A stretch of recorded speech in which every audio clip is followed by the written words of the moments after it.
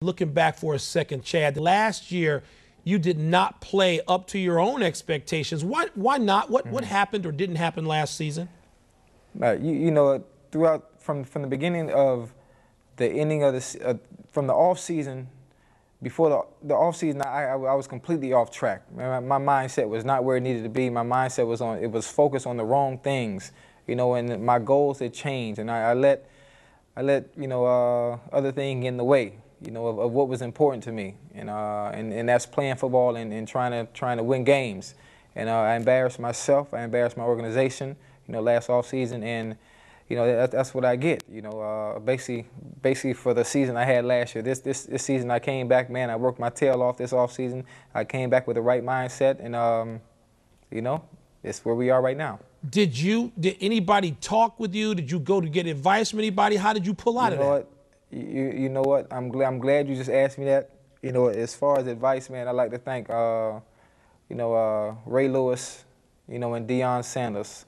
And the third person who's been the most influential in my turnaround, you know, Mr. Denzel Washington. You know, Denzel and I have been talking week after week, and he just keeping me focused, keeping my head right. You know, and just to have someone like that, you know, backing me, you know, I have no choice but to do right. Denzel. Yeah, does this mean that you and Denzel are going to star in some movies in a couple of years? Hey, you know what? I might have to go act with him if this lockout happened in 2 more years. Let me get back to football. Some years back, when Carson Palmer was healthy, there was a period where it looked like you and Carson Palmer could be Peyton Manning and Marvin Harrison, right? Is Carson all the way back now? Yes, sir. Yes, sir. I'm not gonna lie to you. You know, it's one thing I don't do, and that's sugarcoat. I don't sugarcoat nothing. I tell it like it is. Carson is back where he wants to, and the reason that Carson and I got that label, being able to be the next Peyton and Marvin, is because of our offensive line.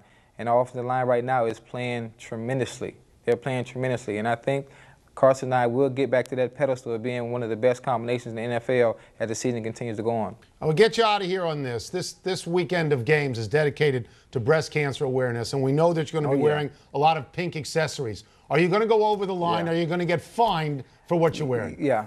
Most definitely. Most definitely. Most definitely. You already know. You already know, man. I have my shoes ready. I have my gloves. I have my wristbands.